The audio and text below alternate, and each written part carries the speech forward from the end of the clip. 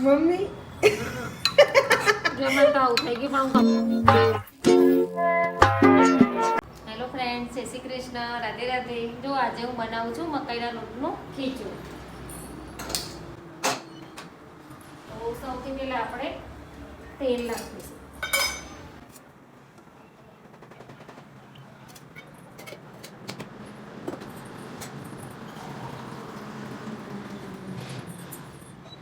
હવે આપણે અંદર 1 ગ્લાસ પાણી એડ કરીશું.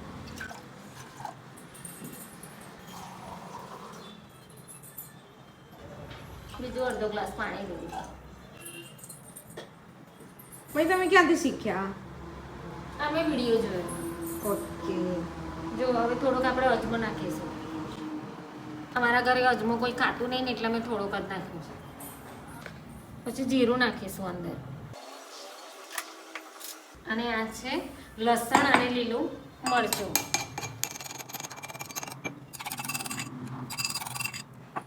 પાણી ગરમ થાય ને ત્યાં સુધી આપણે રાહ જોઈશું. મીઠું? હા, મીઠું નાખવાનું. પાણીપુરી નાખીશું. અને પછી આપણે નાખીશું પાપડીઓ ખાર નાખવાનો હોય પણ અહીંયા પાપડીઓ ખાર નથી મળતો એટલે મેં બેકિંગ સોડા લીધું છે. બરાબર. જો પાણી ઉકળી ગયું છે. બરાબર.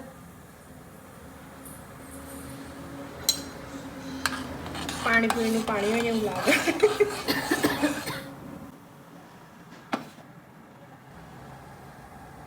ધીરે ધીરે આ મકાઈનો લોટ નાખવાનો અને એક હાથે હલાવતું રહેવાનું એટલે ગાંઠિયા ના પડી જાય.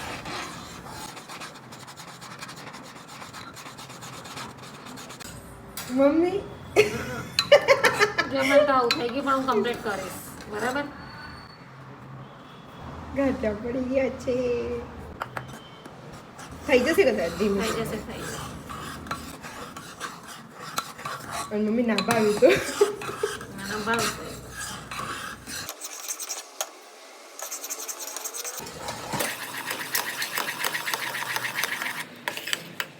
બસ હવે આપણે કુકરને બંધ કરી દઈએ.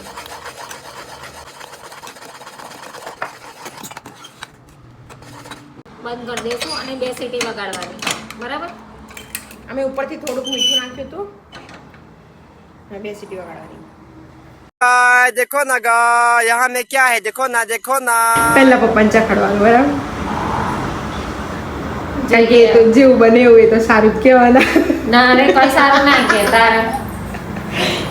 તું ચાખજે પહેલા એટલે તને ખબર પડે કેવું બને. આ તો મેં ટ્રાય જ કરે. જોઈએ. 2 સીટી થવા દેવાની મમ્મી? હા. ઓકે. જવાન કપડાં થઈ ગયા છે. કપડાં સુકાવા દેવાનું. અમારે આજે પાછી ગરમી આવી છે.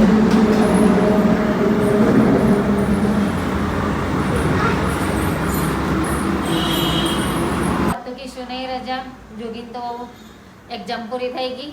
ઋષિ પેપર આપવા ગયો એટલે એ 12 વાગે આવી જશે. ગિરીશે આજ રજા પાડી, એમની તબિયત બરાબર નથી ને એટલે આજે ભાઉબેન નવરા નહીં રહે. મમ્મી તમે કેમ સીધી વગાડી? ના સીટી તો હા બાર કાઢવો થઈ ગયું છે ને એટલે. ઓકે. 2 સીટી વાગી ગઈ હતી ને તમે? હા.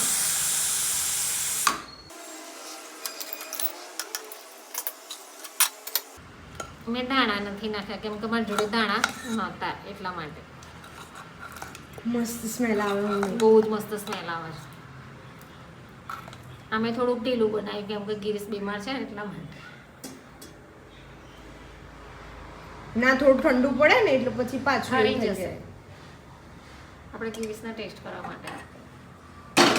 ઉપર મમ્મી ઘી નાખવું હોય ના, કે ના, સિંગ આપણે- તેલ નાખવું હોય તો નાખી શકે નાખી ને? શકાય પણ પપ્પાનો ઉધરસનો શરદી છે ને એટલે નહીં આપવું. ઉપર થોડું કોરું મરચું ના નાખ્યું?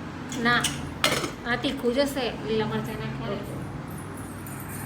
જો આ ગિરીશ, જો. ગિરીશ લો ટેસ્ટ કરો.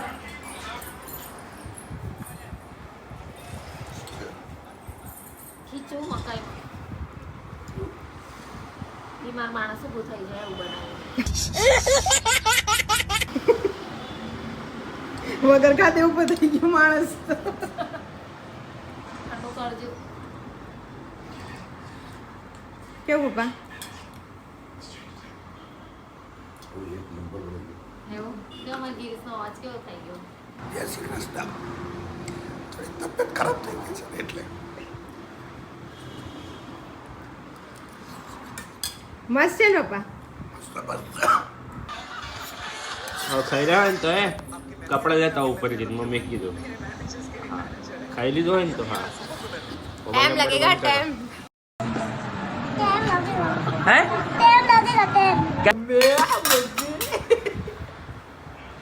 ચલો જો બે ઝાકતી નાખે દો ચલો હવે કપડા સુકવ્યા દો ફટાફટ ત્યાં છે આજે કર્યું છે ને જે ખાટલો મૂકો છો બે મારી વાત તો પૂરી કરવા દઈએ આજે બધું ખાધું છે ને જરાય ના હોજો ઉપર ગઈ નો આજે કૃષ્ણ ખાલી આરામ કરશે. આરામ જોગલા લઈ લે યાર. જોગી તઈ દુખાય. હા દુખાય જોગી જોગી હાથ ચુકાવ.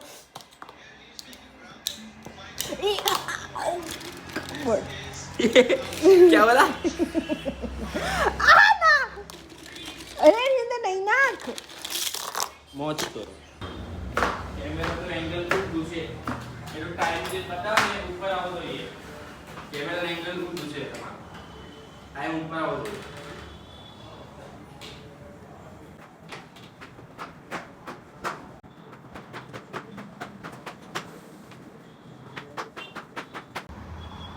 તો હવે હું કપડાં સૂકવી દઉં.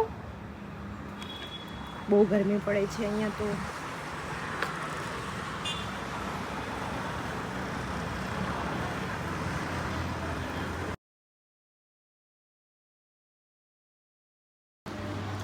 તો હવે પપ્પા માટે ભીંડાનું શાક બનશે તો હવે આપણે ભીંડા સમારી દઈએ.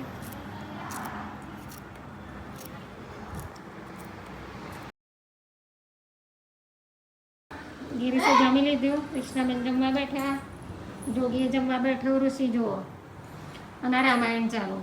બરાબર, મળીએ બીજા બ્લોગમાં. ત્યાં સુધી ખુશ રહેજો. રાધે રાધે, જય શ્રી કૃષ્ણ, બાય.